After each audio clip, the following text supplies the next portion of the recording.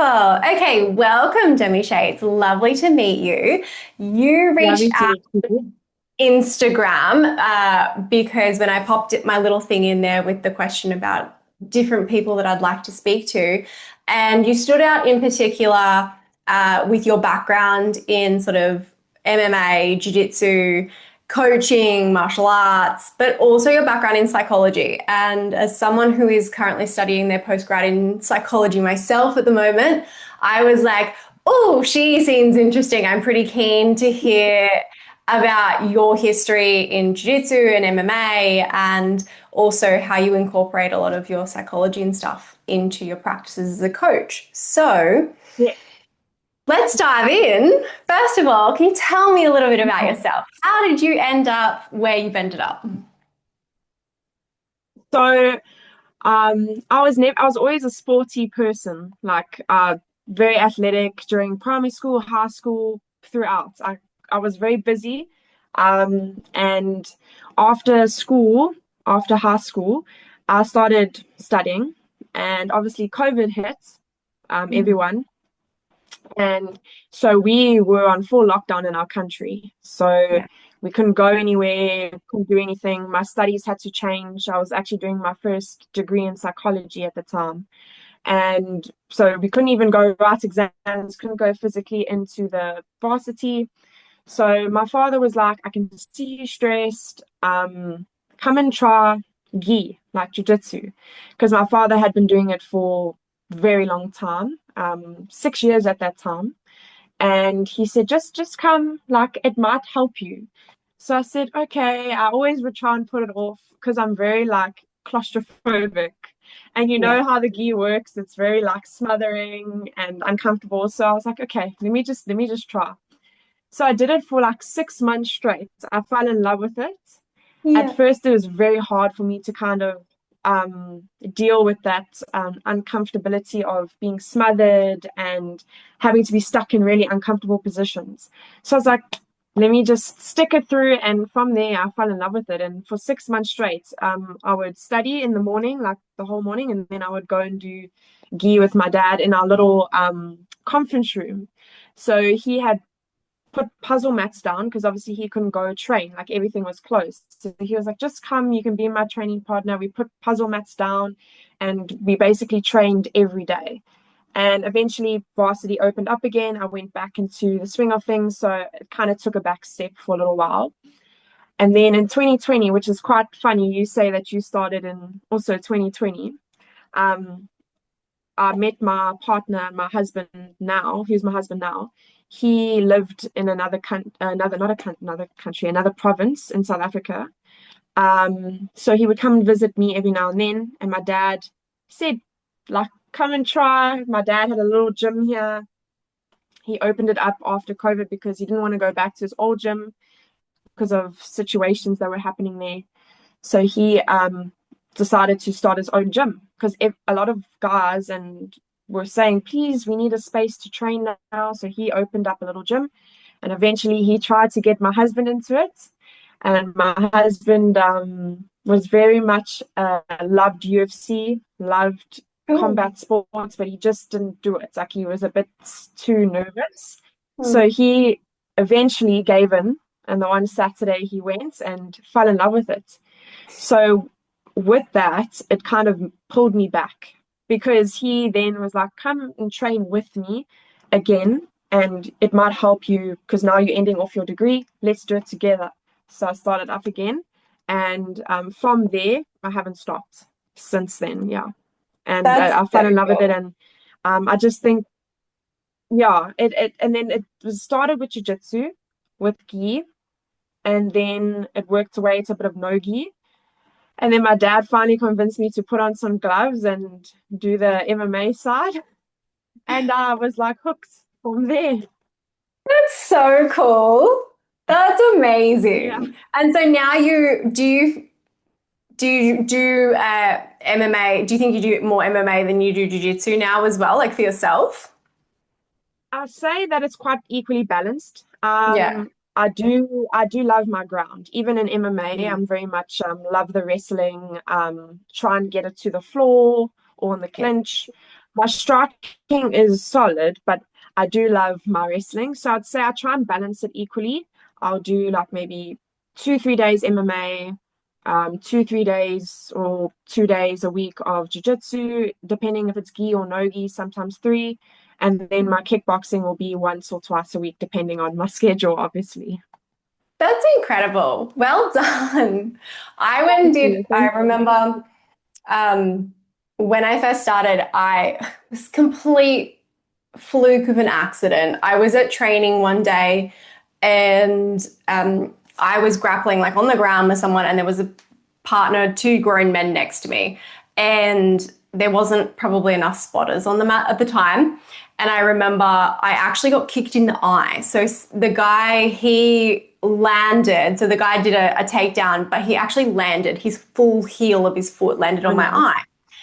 And I Oh my remember goodness. like the sound of like an aeroplane taking off, and immediately I started vomiting. And so I was like, I am never fit for MMA because the, the 1 foot in my face, and I was like, what is this? This is horrible. And I Yeah, remember it's like, very different. oh, so different. And I did like I actually ended up with a concussion. I did have to go and get it checked out.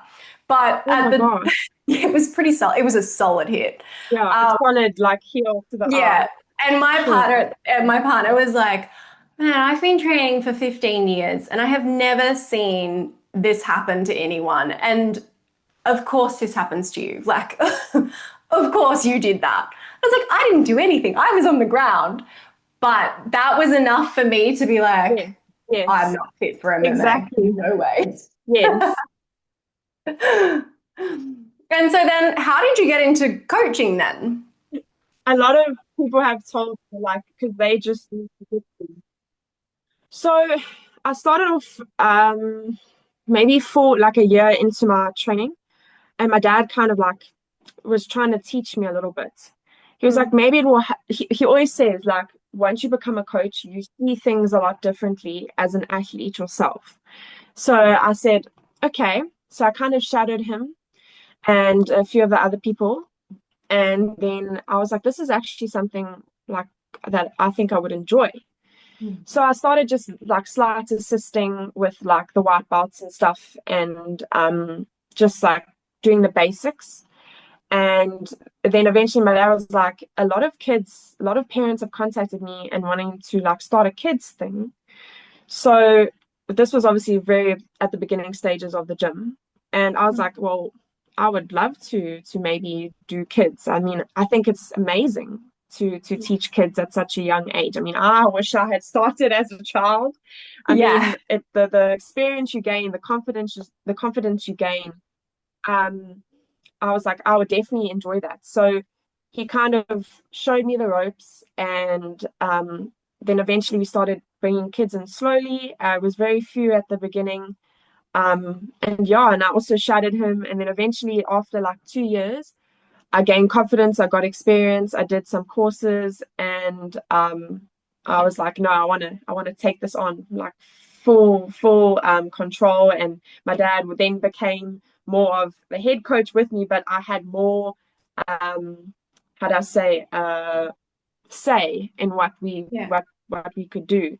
So from there, I think it's been 4 years that I've been a like a coach for kids. That is amazing. Oh, Yeah, I love that. four Okay. years. And so where does your psychology fit in here? Because you were busy. How did you manage to also fit your psychology degree into here? Yes, very. I think it was a lot of discipline and routine. Like I'm someone, I don't know if you're the same. My dad laughs at me and my mom laughs at me because I would have a whiteboard and literally jot down every second of my day's time. Oh, well done. So if I was doing my studying, I would allow a certain amount of time for certain things and like stick to it. Because if I didn't, I felt like it was a little bit out of control, and then I wasn't going to get as much as I needed to be done if it wasn't planned. So I had to be very disciplined. I'm very much an organized person, sometimes a little bit too much of a perfectionist. But jot down my schedule. I would leave certain amount of hours for my studies. Then during my break, that's when I would incorporate the training. And then maybe I'd give myself 2 hours at night, also back to studying. So it was a lot, but it worked for me. Some Yeah. people they will not have worked for, but that was just me. So that helped me kind of stay in control of what I needed to do. Yeah. I wish I was like that. My partner's going to sit back and watch this before it gets posted. And he's going to be like, see, this is what you should be doing. Because I swear I am the most chaotic person on the planet. And I really wish that I did that. I'm going to take a leaf out of your book and actually organize myself one day. Yeah, it really does help when you have like when you visualize it. I'm very Mm, much also a visual person. That's why I got the whiteboard, because it was staring at me in my face. So I yeah. couldn't like shy away from it, because it was like looking at me going, you need to do this. And then I'm Yeah. like, oh, okay, I have to do it. It's there. I've got my stuff ready. Like you can't run away from it. Otherwise, I would end up like just not doing it, and then it would become a problem, because then my training would be affected, and then so on and so forth. It all becomes a bit of a mess. And the thing that I find always falls behind is my uni assessment. And then I get there and I'm like, okay, I have a Yes, day to complete my assessment. I've been there, don't worry. And You think I I'm very think, organized, but I have been in that situation where it seemed like a 2 day, 1 day thing. Yeah, yeah. yeah. And the funny part is like the more that I would study psychology, I would find myself in certain little things where I was like, oh yeah, okay, Definitely. that's could be why I'm That doing makes this. sense. This is interesting. Yes, I'm Yeah. 100% agree. And okay, so I'd love to know how you are incorporating your knowledge of what you've learned throughout psychology into your coaching. Because I assume you're probably a little bit like me, where, Yeah. my background was in teaching for a long time, and psychology is now just like an added thing that I kind of just wanted to do for myself. I have no intention of becoming a psychologist and using it. I just wanted to learn more. And Yes. it impacts my teaching and it impacts my coaching every day. And I assume that you would probably have this as well. So tell me, Yes. like, how has it changed the way that you're coaching? I feel like it's just so children's development is very misunderstood. Um, I feel a lot of the times people make mistakes thinking children they all fit in one box, which is definitely not true. Every child is different. I work as in a school as well currently as a PE teacher. So I take literally almost every grade and every class besides two. So I'm dealing with kids from the ages of 6, 7 to about 13, 14. So it's a variety of age gaps. And a lot of the times it's quite funny is you'll deal with a 7-year old, and then I would have the next class like 13-year olds, and the way you speak to them is very different. The way you handle them, their behavior is very different. So with my psychology, it exposed me to how the cognitive development of children have very crucial stages.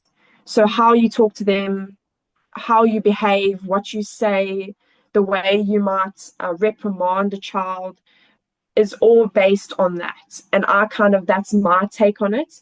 I'm very much cognitive behavioral, because they both coexist. Behavior is very important, but also understanding the cognition is also very vital. They both need to work together. So I found with my coaching, understanding a lot more with the child. So, for example, I had a child the other day. They had a little bit of a meltdown, and I couldn't understand why, because Mm, nothing in particular happened. that cause that. And so, and they are about 7, turning 8. And a lot of the times, my other coaches, they don't really have that knowledge of psychology. So they would assume they're maybe just throwing a temper tantrum because they're not getting their own way, or for example, or maybe they didn't do something correctly and they're angry. There's always something that you can gain from a child with just acknowledging them, making them feel safe, and just creating that environment where they can open up to you. And I find with the psychology, if you're understanding the human as a whole and the child as a whole, you will get a lot more back from them. And I don't know if you agree with that. So with you have this understanding, you have a textbook, right? And you read it, and the psychology gives you the different theories and the different psychologists and what they believe in. I kind of take notes from everything. Yeah. Oh, I've lost you. Hang on one God, second. everyone. Sorry, Demi, just give me 1 second. I've just lost you for a second. There's the things I agree with, for example, but there are things that you can take away that could help and benefit you. And that's where the psychology part is so important, because psychology, people have this assumption of, how are you feeling? Like, lay down on the couch and you're telling you your deepest traumas. And it's really like very far from that. There's such a variety and spectrum of psychology. And that is why I love it so much, because you can gain such a broad understanding of humans, and then obviously children in particular. Because now with humans, I always say with adults, they're harder to break habits with because they've gained habits, and it's much more harder to break those habits because they've grown up and it's stuck with them. Whereas kids are still learning and they're still growing, and their brain is still developing, their whole body is still developing. So you can gain a lot more if you put yourself down to their level. And that is how I kind of see things in that way. With that child, all I did was I pulled them aside by themselves, and I just gave them the space to talk to me, and to actually find out it was because they had a bad day at school and they just got overwhelmed. They were just overwhelmed. That was generally it. So if you give them that safe space, they then will actually talk to you. They may not have, let's say, the big words that older kids have, but they generally will explain how they feel and show you how they feel. If you just kind of bring yourself down, have more patience, obviously, with the younger ones, because it requires a lot of patience. There's lots of times where you probably felt overwhelmed yourself because too much is happening and it's chaos, and then this child is asking you a million questions, and this one is now upset with their training partner, and this one doesn't want to listen, and it becomes very overwhelming. But it's just allowing yourself to accept, okay, like, I mustn't let it trigger me. Like, I need to understand my triggers and kind of just let them be kids, but at the same time allow yourself to feel safe so you can then give them the best version of you. Because if you end up getting like angry, and yes, your emotions matter, but if you can kind of just accept that they're not purposely trying to trigger you, your triggers are there regardless. You're going to get triggered over certain things. But if you can bring yourself down and kind of understand it in a broader way, it's a lot easier to understand them.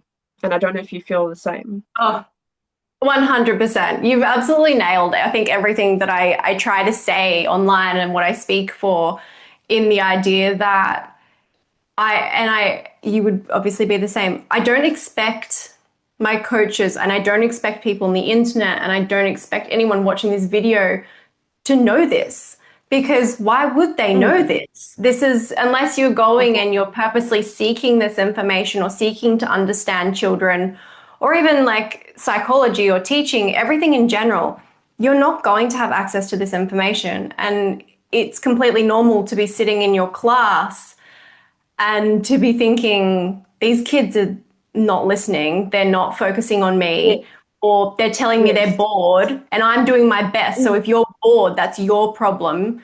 I remember like exactly. even growing up as a kid, like my parents are amazing, don't get me wrong, but I even remember them telling me, I'd be like, I'm bored. And they're like, well, only boring people get bored. And I'd be like, okay, well, that doesn't solve anything. But Yeah. that's, the reality of a lot of how people think and Yes. understand. Development doesn't really exist for people outside of people who are academically learning about these things. Yes. And There's a I very mean, big gap of that. even parents, like parents don't understand anything about kids. You just Yes. have a kid No. and you learn as you go. Exactly. And you kind of just go, you learn as you go. And it's funny you say that because I obviously work with teachers who I'm on the field and they're in the class. And I had a conversation with one of the teachers yesterday, and she says like a lot of parents don't actively understand the cognition of kids, and there is such an importance of doing that because it's going to make you understand things a lot clearer. Mm, And I'm not saying the science is 100% accurate, and I'm not saying that um, the parents are not doing a good job. That's not at all what I'm saying. But it will help, like, understand, oh, maybe it is that, or maybe this is because of that, for example. And then they don't have to. I feel a lot of parents sometimes blame themselves yeah. and because they're like, why is it not working? Why are they not doing that? And a lot of the time it's just because of a thing that they may not even understand. Yeah. Yeah, absolutely. And I think that, like on the mats, for example, this is where I see things like the pressure that can sometimes come from parents for kids who are Mm, training themselves. It can come from that misunderstanding of where their child is at. You're trying to get your child to do a particular position. And I actually found this was more common with parents that train themselves, not parents who don't train, because parents who don't train, their frustrations come from something completely different. But yeah, the parents who do train, they have more of an expectation of what they think their child should be able to do because they do understand jiu-jitsu. But what they don't yeah, understand is that at, you know, 4 years old, 5 years old, they don't even have all of the bones and things developed in their hands yet. So why are you expecting them to yeah, be able to grab a gi at full force? They're gonna do this. exactly. This is Yeah, okay. Like, yes. if they grab a gi like this, it happens. That's why they're It still is what it learning how. is. That's why they're learning handwriting because they don't know how to do this yet. It's developing. Exactly. It's the same Yeah. sort of concept of in like when kids come into, for us, it's called grade one, but they fresh out of like preschool and coming to learn a whole new thing because they've Mm, never had the experience of sitting in a classroom, writing properly. So that's basically the same as coming in to do jujitsu or whatever it is. They don't know anything, and it's much it's more harder to adapt for them because, like you said, their bodies are different, their brains are different, they mm, still at crucial developmental stages, so they might not get it like that as compared to an adult. mm, And I think that's where the misunderstanding comes from because you think they should know this because you knew that quickly, but at the same time, where that forgetting they are kids and they will be like, what's a C grip? Like, for example, and I'll be like, what is that? I don't know what to do. And it's mm. the same thing. Yeah, yeah. I even remember it was a little while ago. I actually spoke to this guy the other day, which will come out too. And I was talking to him about the concept of balance. And he spoke about the fact that what's balance? Like, what is that? Mm. And he explained it to his kids as being wobbly because kids know what a wobbly is. And so I Yes. then went back into my class and I was like, my 4 year olds are having a really hard time staying on their feet. And it's because they also find it really fun to fall. Like naturally, Yeah. they get their leg lifted and then they're like, oh, and they throw themselves because it's fun. Yeah. And Yeah. so then I was like, okay, guys, show me what wobbly looks like. If you're standing there and you're wobbly, what does that look like? And they wobbled and then they fell down. And I was like, great. Show me what a tree does. And then they stood really tall and still. Great. Show me what does a rock do. And some of them crawled up into a little ball like turtle position. And I was like, can I Yes. push you if you're a rock? And they were like, no, you can't push me, I'm a rock. Great. So in jiu-jitsu, you want to be like a tree, you want to be like a rock, but you don't want to wobble. I don't want wibble wobbles. There's no wibble wobbles. Yes. And they were like, oh. And now every time I say we're going to do like a single leg game or a standing game, I'm like, guys, remember, do we want wibble wobbles? And they're like, no, no, no, I'm a tree. And so then now all of a sudden they're keeping their balance. And I was like, Yes. even for me, who's been, training and teaching and stuff, I was like, oh, that makes sense. Because I would always be like, Yes. keep your balance. But what the hell is that? What's So, balance? Yeah. They kind yeah, of, I mean, exactly. I've had lots of kids when my 5, 6 year olds, and they go, I don't understand, Coach Demi, I don't understand. I'm like, what do you mean? Like, but my base is like fine. I'm like, yes, but it's too close. Remember, if it's close, then we tumble and fall down.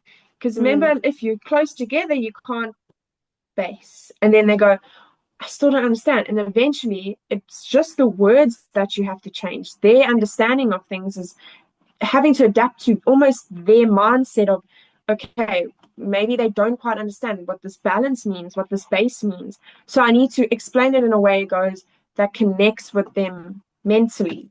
And that's where a lot of the time with the younger ones, it's just changing that the words and the descriptions and you find you get a lot more back when you just adjust to them.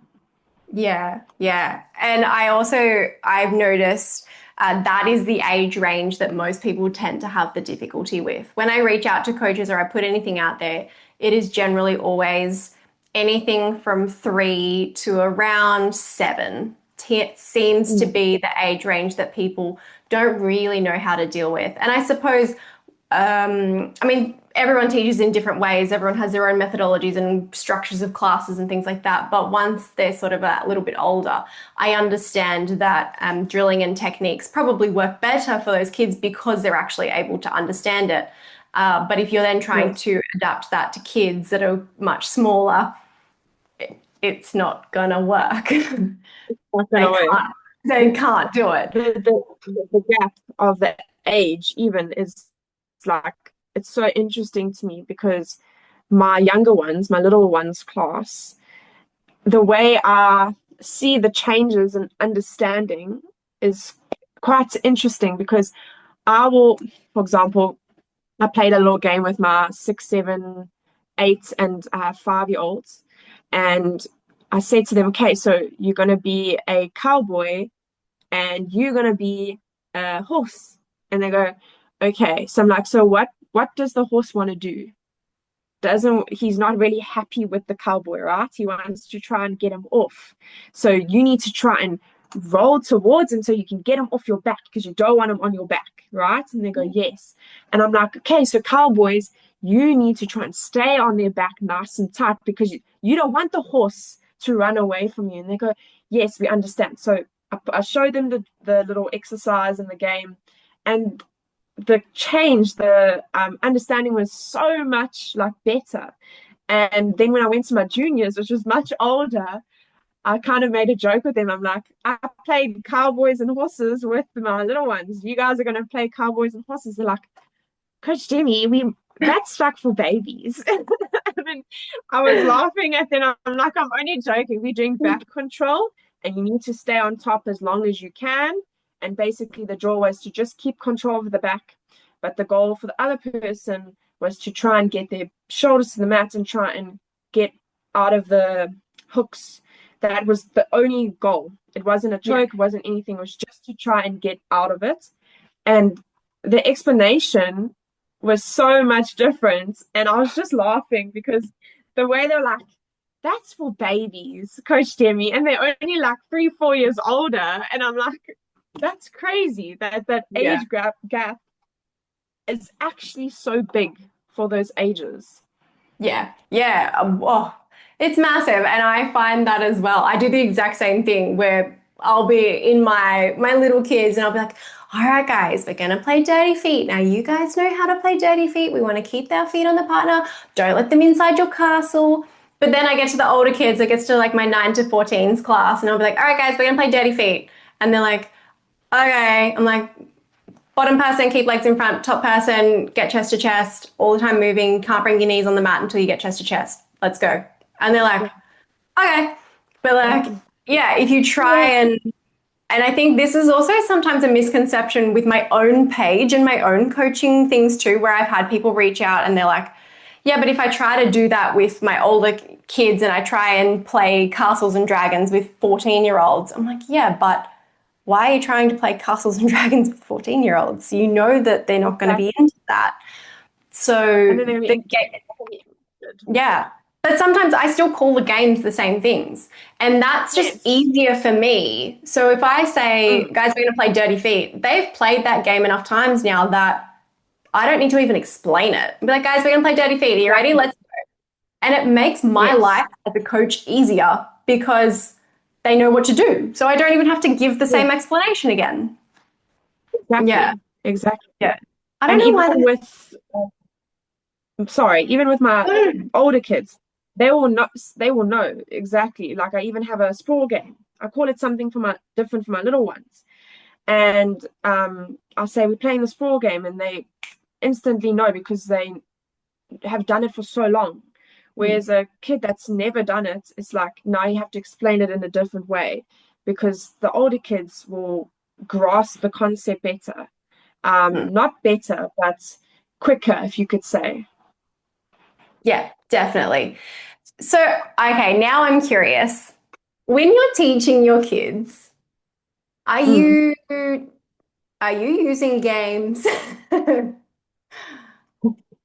So, shame. Okay, so I'm very much a routine-based person, and I Yeah. actually watched one of your things the other day, and I was like, oh, that resonates with me so well. So the kids know, like, when they come in, there's certain things they have to do before they get on the mat.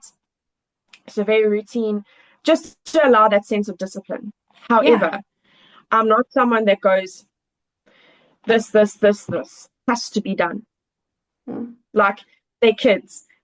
Things aren't going to go to plan all the time. And that's going to happen. It's unpredictable sometimes. Yeah. You obviously want to get through the syllabus and want to get through certain things, but it's not always going to happen that way. And I had to accept that in the beginning. It was very hard for me because, like I said, I'm very much a control person, organized. But I had to learn that and go, Mm. right, they are kids. They are going to get distracted. They are going to ask a million questions. If it happens to be that we don't get through everything, it's fine. We'll continue that next week or next session and just build on from that. For me, I do allow games, but I try not to do too much that's going to overstimulate them and end up causing just chaos. So it's very much a game base that has an importance tied to jiu-jitsu or some sort of aspect that is involved. So even if it's something so small, like just grips, like it doesn't have to necessarily be it's back control and you have to learn. I will literally just go, okay, I need to create sort of a game or a drill that's fun, that's just for grips, to learn grips, especially for my smaller age group. I will then go, okay, right, what can I do that's fun, requires a little bit of competition, because you know how kids are like, I want Oh to yeah. win, I They want want to to do well. win. They want to win. So I always Yeah. try and make it like a challenge, like a little challenge. And then from there, add in a little bit of what is required in the jiu-jitsu side or the MMA side or whatever. Because I kind of teach both. I teach some MMA with the kids and then there's jiu-jitsu. And Yeah. they obviously are quite different. So I do include games, but a lot of the time also drills that Mm. are productive but fun, Yeah. and they want to learn from it, because a lot of the times they go, Coach Jimmy, I don't, why do we do drills, like what is the purpose of a drill? And then I'll Mm. kind of explain to them, right, so you go to mat, okay, and they go yes, and I say, and you get taught whatever it is. Let's say it's multiple choice or whatever. And they say, yes, we do. And I'm like, okay, so when you go home, do you get homework? And you have to do worksheets and whatever it is the teacher gives you to take home and learn? They go, yes. And I'm like, and you do them quite a bit. And then I say, what's the purpose of that? And they kind of look at me like, to get better, to understand for our tests and things. I'm like, so that's sort of what a drill is, but this is your physical maths, and you learning through going it over and over and over again to almost make your brain stick it in.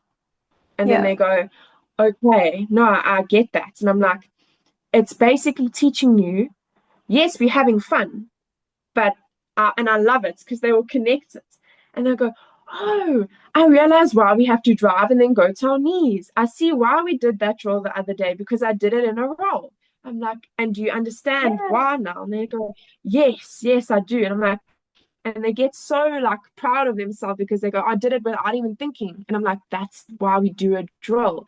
That's why we do certain fun games, and that's why we put it together as a drill, because then your brain goes, oh, I remember what to do now. I've been in this position before. Ding. And then that's sort of how I like to work it. Yeah. Cool. Okay. I like that. And I like the way that you're explaining it for the kids so that then they actually understand the why.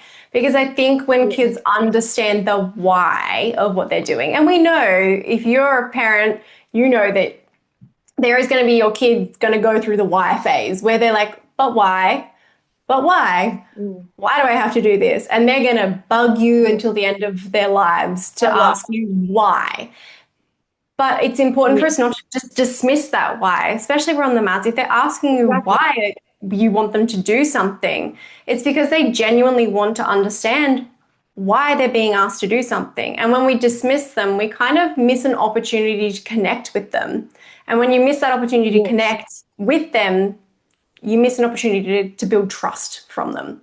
And without your trust, And that's you don't important. have the ability to have discipline. I really truly believe that discipline is a natural occurrence from the trust that you get built with someone. And you walk 100% into a agree. room, yeah, you walk into a room and it's like, you are going to do 50 push ups. And it's like, well, who are you? Who are you to tell Yeah. me what to Why do? should Why I am do I going to that? do that? Yeah, Yeah. exactly. And that's when you There's start to the get that question. pushback.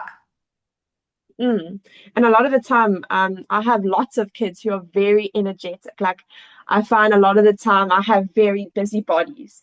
So Yeah. like I said, I had to learn a lot about myself. And that's super important for coaches, teachers, parents, whatever. And learning your triggers. Like Yeah. you really need to learn your triggers in order to know how to deal with it. But I'd really love to know a little bit about how you develop discipline with your children, because we were kind of on that track there where we were talking, I spoke a little bit about that natural progression of discipline. Because this is something that I see a lot of people, it can almost be a little bit controversial because Yeah, people are for sure. like, the kids are not respectful these days. They keep moving when I'm trying to get them to listen. I'm gonna make them, do all these things to show them that I'm the boss and that I'm the one in charge. And I personally just disagree with that completely. But I also understand why people believe that that is the way that it should be. And I Yes. try to explain to people that in my classes, I have never had to yell at my kids. Like, don't get me wrong, I have to raise my voice, but that's because I have to be heard, not because I'm yelling. There's a difference. And I always run off the concept of being firm but fair. Like, actually, I have to share this story. I used to work with the most wonderful South African woman, and she was to the point we were so close and we would work that I ended up picking up her accent. There is something about the South African accent, Demi, that I just Yeah. end up pronouncing things the same way. And she would be like, why are you talking like me? I'm like, I'm really sorry. It just comes out. I don't know. It doesn't happen with any other accent, but it does with the South African accent. And I Very remember, prominent. and I remember her telling me that she would always aim to be firm but fair. And that was something for me that I was like, I always want to be firm but fair in a way that my kids can come to me and I am their safe place. And I want them to be able to talk to me about anything and everything in their lives and to know that it's safe. But also that all I have to say is like, okay, that's enough. And they know that that's enough. Yeah. Like I never have to say yelling or anything. And I think people struggle with this. And so I'd love to know how you work the concept of discipline and respect with your kids. Yes. So in the beginning stages, it was very difficult for me to kind of navigate what would be okay and what would be not okay, because it's also a very new learning experience for me. Mm. So I was very much like strict, strict, strict, strict. But then as time went on, especially because I started working with kids so often, and I did a lot of research and I used my psychology books, I went back to doing my research and looking at cognitive development, trying to understand what would work best. I would try and learn as much as I could, to be honest. So even gaining an experience through talking to you, anything, I want to learn as much as I can. I want to get the most out of the kids. So I always start with routine. Like I said, the routine is also very important because they know the expectations.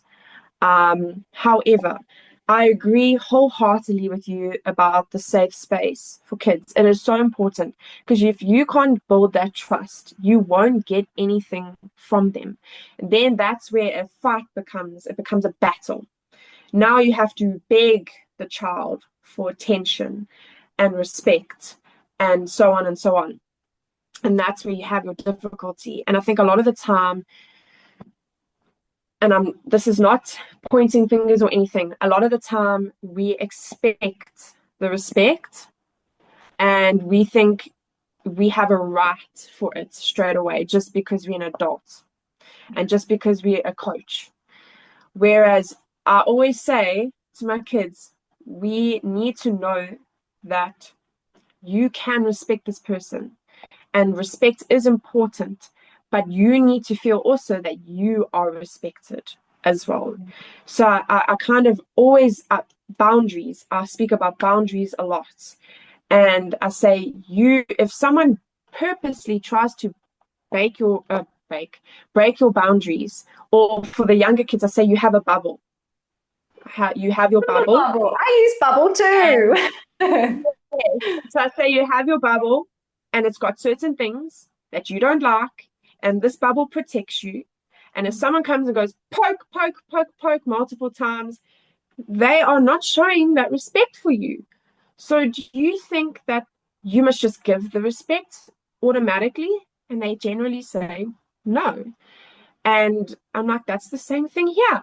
I was like, yes, I'm your coach, but I want you to know that I respect you, your body, and your voice. So I make it very known they can come to me. Like I said the other day, the one child had a meltdown, and I did not understand what was going on. And she eventually came to me and explained that it was an issue at school.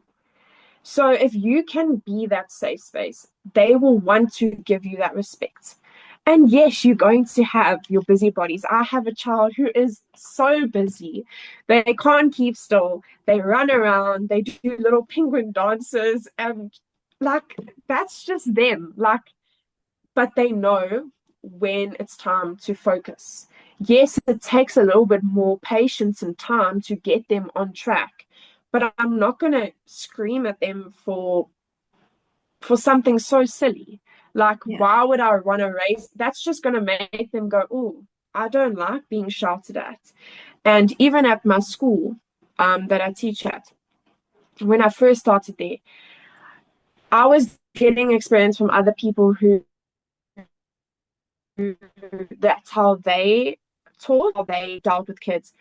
But I had to learn my own way. I had to learn what works for me. And I found generally at first, screaming and shouting does not get as much feedback from the child that you actually need.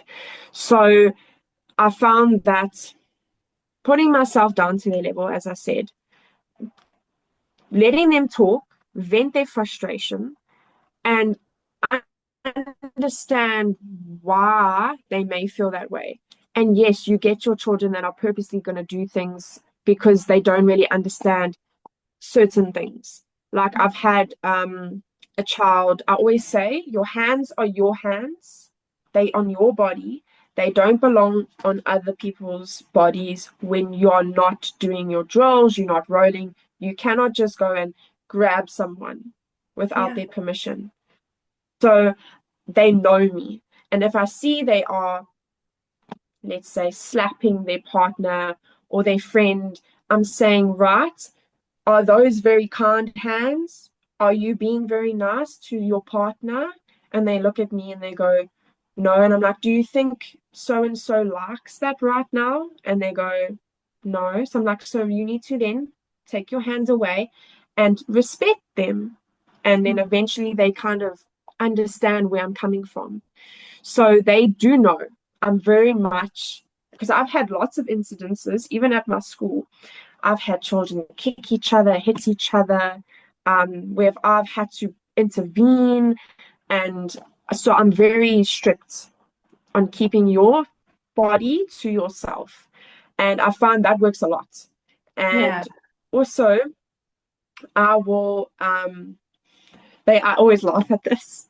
So my kids know me. I will mess around and laugh at them. And then when it comes down to crunch time and they're misbehaving or they're being ugly, or they saying something not so nice to another, I look at them, I give them a look, and then they go, Nope. I understand. And then they go, okay. So then they know I don't like what they're doing. And they always make a joke. Coach Demi, I know when you not happy because you give us a look. And then I know we did something wrong. And I'm like, yeah, because you know that you shouldn't be doing that. And I Yeah. always find it so my one child, I told him, if you're going to do that, you're going to hurt yourself. So I'm warning you, I don't think that's a good decision. And then I explain what happens. Not even 20 minutes later, I've hurt myself. And I said, okay, and I deal with the matter. I see if he's injured, if he's done something first. The physical side, I always check first. Yeah. But then I sit them down and I go, right, remember what I said? Yes. I'm like, and do you see why I said that? And they go, I learned my lesson. Like he always jokes with me to this day as he's gotten older, and he goes, I always now will listen to you because you were right. And I'm like, Yeah. I'm trying to tell you this because it's for your safety. And a lot of kids always think that when you scold them or tell them off about something, they think it's because maybe sometimes I've found they go, oh, they're just angry with me. Coach is just angry with me. The teacher's just trying to target me. And I always reiterate to them, it's very important for us as your coaches to look after you. You Yeah. are in our care at the end of the day. You are our responsibility. It's at the end of the day, your safety. Your safety comes first more than anything. Because if something happens, I have to deal with it and you can get really hurt. So I really try and push that because then they go, oh, this is not safe. This is not a good choice. And I always try and instill that good choices create good outcomes. Yeah. So I always say that your good choices create good outcomes. And sometimes it doesn't work out how it's supposed to be. And I always try and say to them, and I use myself as an example. I was a child once. I made silly mistakes. You guys forget that we were children once. We did these things. We made our mistakes and we got into trouble. We weren't perfect. So we're trying to show you that you can change certain things to make yourself better. And I always try and put myself in their shoes. And a lot of the time, I get a lot more reciprocation from them. And if I talk, they know where I'm coming from. And I always try and almost create that sense of discipline through talking, but also through, it's not punishment. I don't agree with punishment because sometimes, I don't know about you, the punishment of, oh, you have to now, what's the word? What did I see the other day? And they almost, you not, oh, what was it? It was something, and it was, I was watching it, and they got into trouble, they got punished, but then they ended up doing the exact same thing again. And I found that I use exercise or still keeping busy, but a form of going, right, I did this. Now I owe Coach Demi 10 push-ups. Oh goodness, I hate push-ups. And then they laugh about it, but then afterwards they go, I didn't want to do the 10 push-ups. And then they go, but I know that I did wrong. They generally do come afterwards and say sorry to me. And I Yeah. say, I don't want you to feel bad. I don't want you to feel like a sorry is gonna change. I'm like, if you understand where you went wrong, then that's the main thing I want from you. It's just that acknowledgement and to try and resist doing it again. And I always say to them, like, I don't want to make them feel guilty for being a child. I never want to do that. I think when you try and like squeeze children into a bubble of what you want them to be, that's where the problem comes in. Because Yeah. every child, like I was saying in the beginning, is different. And I don't want them to feel I have to live up to so and so's expectations. I never try and go, I'm using a fake name. Uh, Blake is like the perfect example of a perfect student. I see a lot of that time, and the kids get despondent and they almost feel like I'm not good enough. And that's where the problem comes in. The motivation side is also very important. Yeah. Um, Making a child seen and heard, because back in the day, a child was not seen and heard, Yeah. as you know. Yeah.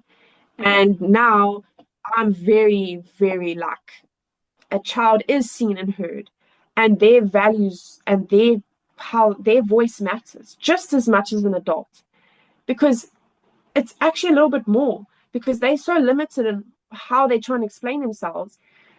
It's frustrating for them. Yeah. They sometimes don't know what to do with all this frustration that they act out. And that's where people tend to forget.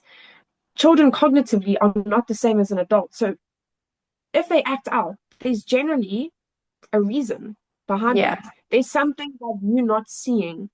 And if you can then take the time to understand it, they will give you what you want to know. I find that most of the time that happens. And even with I have a student who's very, like I said, all over the place. And I don't get, the last thing I want to sense, I don't want him to sense that I'm angry. So that's the last thing. Remember, your triggers, you need to understand your triggers. So, yes, he may not be doing what the other kids are doing. They're doing their warm up. He might be going and doing the warm up, jumping up, and then doing his little penguin walk, and then getting distracted and walking away.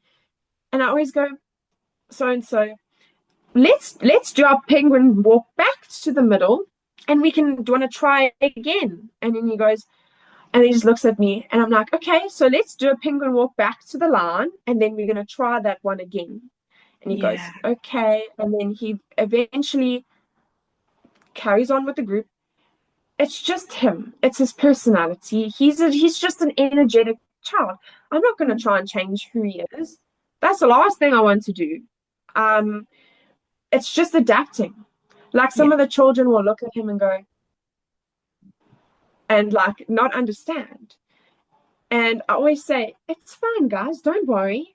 I'm working with so and so. You guys carry on what you're doing. I'm happy with what you're doing. You do what you're doing. You're doing it perfectly. I'm busy here. Coach so and so is got you. I'm gonna focus here. and then they generally do carry on. So Yeah. that's just a Really little love bit that. of how I kind of manage the mat. You Yeah, have to have eyes everywhere, you do. literally. Eyes everywhere and be aware of what's happening. And I Yeah. very much don't ever want a child to feel unsafe. And I've had situations where I've had to actually pull a child aside and say, right, because it's unsafe, you being very unsafe, I use very careful words. You Mm. being unsafe to this other child, we're gonna sit for 5, 10 minutes and you're gonna watch because I need you to have some time to just take a breath and realize that you can hurt them if you do that again. Yeah. And I'm saying, otherwise, we have to keep staying here until it's safe again for you to come back because I can't have so and so get hurt. And they kind of just like nod at me. And then eventually I come back and I'm like, right, are we ready to now try again? And are we going to then keep our hands here to ourselves and we don't put our hands on other people? And they generally go back and then it's generally fine after that. But sometimes that repetition of just letting them know that they can't do that, but not scream at them in front of everyone. Because you sometimes get children who clam up, and Yeah. I found that they very resistant and hesitant, and they go, "Oh," and they kind of don't know what to do. And that's when you can get meltdowns and anxiety attacks, crying, because they feel like you targeting them in front of Yeah. everyone and now they feel clammed because they feel like they're stuck in a corner. And I really don't like that. I don't want the child to feel like they're stuck in a corner and have nowhere to go and the tension's on them and they feel embarrassed. And then that's when they get sad and they don't want to then continue the Yeah. class. They go, no, I don't want to be here anymore. I want to go home. And I try so hard to avoid that happening. And that's Yeah. important as well, is wanting them to come back and wanting them to come back and enjoy it. Yeah, because if they don't want, I think I was even speaking about this earlier today with someone where if they're not having fun or if they feel that they're not connecting to the environment, it only takes one thing for them to not want to come back. And when you're a business owner as well, as much as we like to, we say that it's not about the numbers, and it's not, but at the end of the day, sometimes it is because you have to pay your bills as well. That if you create this a space where that child doesn't feel safe, they're not going to be able to come back. And if they don't come back, they they don't have, you've lost that kid forever. Oh, you there? Hang on. You'll be back in a second. Oh, Oh, there I you think go. I've got you back. You got me. There we go. I'm so sorry. I'm It's all so right. sorry about that. It's okay. Bit of internet going, I no think stress it, at I all. think when, yeah, let me see if it's quickly. I see that it's quite windy here, so I'm assuming one of Ah, the things got fuzzled. So my not down. apologies. It's okay. It's no worries So at we can all. continue right where you were. My Yeah, apologies. that's all right. I was just saying, if it just takes one thing and that child doesn't come back.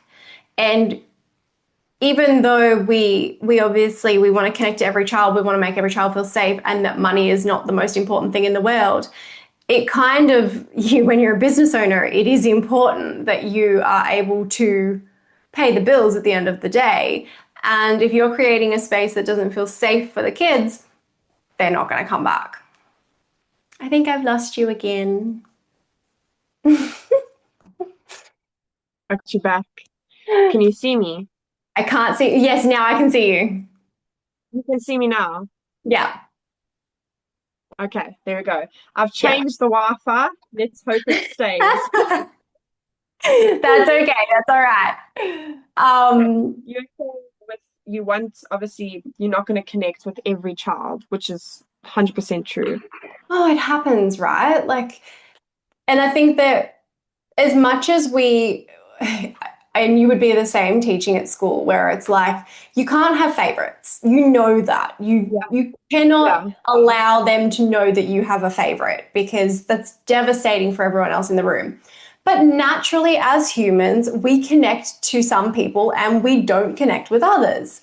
And it is exactly 100%. the same with kids. It doesn't change. We do connect No. with some kids better than others. And some kids, you're just like, you see them walk in your door and you're like, okay, okay, cool.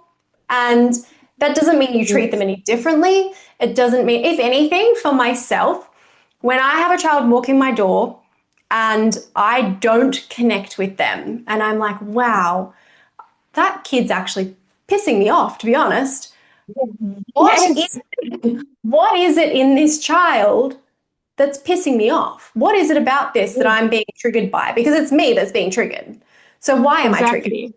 And it's hard to then feel self and again, this is not something that I expect coaches to be able to just do because it does take self-awareness to be like, I am triggered by this child's behavior. Why am I triggered by this? Why is this Wow. annoying me? But I think that if you're someone who is watching this and you are finding yourself that you're like, I don't actually really like that child and I don't know how to coach them because I don't actually like them, ask yourself Yeah. what is it that the child is doing that is bothering you as a person? Because Mm. there's got to be something in there. And I really truly believe that in kids there is no such thing as bad behavior. I truly believe that all behavior is a form of communication and it is happening for a reason. And sometimes we don't even understand what that reason is. Sometimes that reason Yes. might be something that is happening in their home life that we have no idea what happens in the 23 other hours of their day that they're not on the We mats with don't. us. Exactly. So all we can do as coaches and all I can expect from any coach is to just ask themselves why. Why is this behavior occurring? Why do I feel triggered by this behavior? What could I do differently? And I think if you could just ask yourself a really simple question like that, it probably can help you just to connect better because Yes.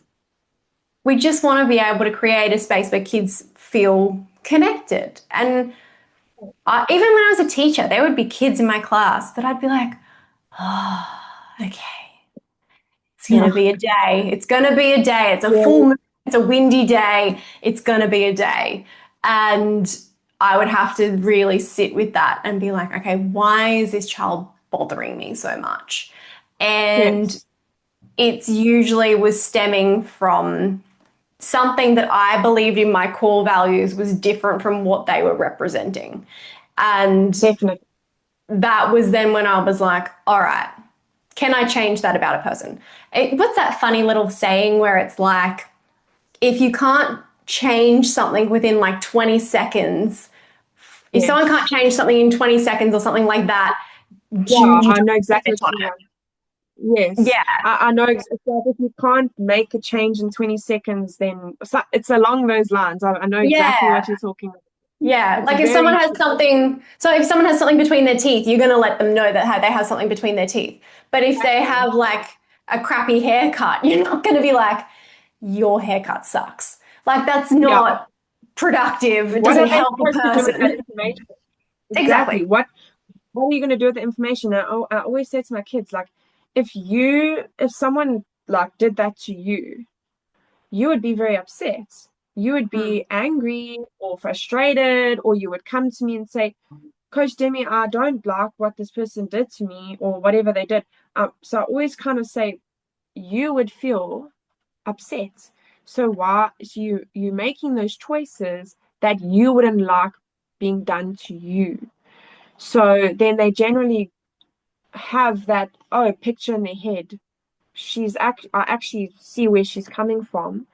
I Mm. wouldn't like if that child took my water bottle and moved it, for example, something silly like that. So I 100% agree with what you're saying. Yeah.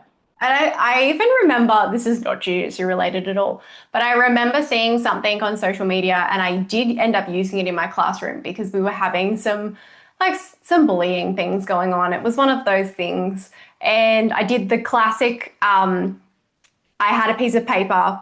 I scrunched it all up. And then I was like, okay, you're an ugly piece of paper. You're a bad piece of paper. Like nobody likes you. And then I got the piece of paper and I smoothed it back out. And I was like, I'm sorry. And then just like scrunched it back out. No worries. And I handed it up and I was like, is the piece of paper the same? And they're like, no, now it has like little crinkles all through it. I'm like, but I flattened it out and I said sorry. And they're like, Mm, yeah, but it doesn't look the same. I'm like, that's our words. Even when exactly. we say something that it's like a mean thing or an unkind thing, your words still have an impact, even when you're like, sorry, it still matters. 100%. Yeah. And you And it, find like a lot of the time adults will even say like that actually still bothers me today, or I still think about that. And I'm yeah, like, you see how far that impact can actually go. And that happened like in primary school for the person. I mean, yeah, I remember still things from primary school when I was being a little bit bullied. I remember certain words that were said to me and it still sticks with me today. And those things have a lasting impact. And that's why I really try and instill that, even at my school that I teach, and at the gym. Like you can't have these expectations of other people, but then you don't uphold them yourself, because then you are not living up to what you believe. And I try and definitely instill that as well. yeah, yeah. Demi, I think I could sit and chat to you all day, honestly. It's the best thing. Definitely. I feel like we're going to have more conversations because you and Oh, I I are love it. very similar. I feel like Yeah. it's one of the first times I've really spoken to somebody who I'm like, oh, you're like me. I don't Yeah. see that. Oh, I love it. And I'm so glad, like, because funny enough, I actually didn't know that you were looking for anyone, because I followed like your circle that you also are involved with on social media. Yeah. And one of my training partners, she actually messaged me and said, um, they are looking for like this. And I'm like, wow, really? So she's like, I think you should like talk to her. I think you Yeah. would really like resonate and gain a lot from it. I was like 100%. And then that's when I straight away contacted you and I was like, I have to speak to you. I'm Yeah. always so willing to learn from others who are in similar fields or doing similar things and gain as much like knowledge. I feel like also even sharing information, just talking and having the conversations are so important. Something always comes from a conversation. I mean, Yeah. like I said, I've even written things that you've said down, and now I'm gonna go and use these things, and it's lovely and I really appreciate it. Yeah. No, me too. So before we finish, okay, I have to ask then, we have just under 10 minutes. What Okay. is one thing if a coach is watching this and they're really trying to find a way to connect. They've got, maybe they're a black belt and they've worked really hard to get that black belt. Now they're coaching kids, but they don't actually really understand kids. Is there Yes. anything that you think would be like the number one thing that you would like them to know? So I'll start off with saying that I was in the same position. Mm. We all kind of started in the same position of not knowing. It's the same thing. You got to realize that you have the knowledge, and sometimes we have to learn new things. And how do we learn? We got to go research. We got to go learn. You got to go pick up a book. You got to go watch a video if you have to. I did the same thing. I had to do that myself. So, first things, go and research. Don't go in blindsided, because sometimes it helps when you have a little bit of confidence and knowledge, but you then can adapt. And second, I'd say two other things. Every child is different. You got to adapt accordingly to what they how they present themselves. And the main thing that we've discussed, building trust. So you will gain a lot if you give. So if you can Put yourself in their shoes and their perspective, and like almost, it sounds silly. Lower yourself, engage, you will get back. Engaging is so important. Even if it has to be only two things in the class that you get to do. Okay, today I'm only going to do two things. That's all I can kind of manage. Go with those two things, stick to those two things, but also know that things don't work out perfectly. If you can understand yourself and be aware of yourself, you will be able to change and adjust accordingly. And I always say, look inwards before you try and tackle things that are externally. Because if you don't do things internally, the work, you won't be able to cope with certain things externally. And that's why those triggers that we spoke about are so important. And I think just basically going into the gym with an open mind. It sounds so cliche. It Mm. sounds, everyone says, go open with an open mind, be open minded. It's very It's true. true. Be open minded. Realize that it's not your fault as a coach if you don't get certain things out of the kids. Don't put pressure. That's another thing on yourself. Yeah. You are a human being the other day, and you are a human being at the end of the day. You also are not perfect. There's no perfect person. And once you can be aware of that, you can understand kids. And that is why I say also cognitively, if you can go and pick up a book or do a little bit of research on developmental stages, and you can, there's psychology things that you can open, there's even biology. If you can also do some research on children's cognitive abilities and their developmental stages, it will also give you a good idea of what you're going to be dealing with at certain ages. That's beautiful. That was perfect, Demi. Seriously, that was, yeah, everything that Thank I you. would ticked every box that I would say as well. 100%. Like everything resonated perfectly. So I really hope people get a little bit from this because I feel like this was a really valuable conversation. It was great. Thank you so much. And I appreciate the time that you took and giving me the platform and just to talk to you. And it's like I said, these conversations are important, and I really, really again appreciate it. And I'd love to speak to you again. And hopefully in the next few years, it looks like it, I'm going to be coming over. So Oh, yes. Because where is your brother based actually? Perth. He's in, oh, that's the other side. Oh, we will make Yeah, I it know. work. We'll make it Make it work. work. So I'm Queensland's hoping in the nice and next few sunny. years. Yes, I'm hoping in the next few years that me and my husband will be there. Yeah, that's the Ah, plan. So yeah, I definitely cannot wait for that day that I get to meet you in person. absolutely. We're going to make it happen. All For right, Demi, sure. I'm going to let you go and enjoy your Saturday, and I Thank will you so speak to you much. soon. Thank you so I'll much. speak to you soon. Have a lovely day. Thank you, you too. Bye. Bye.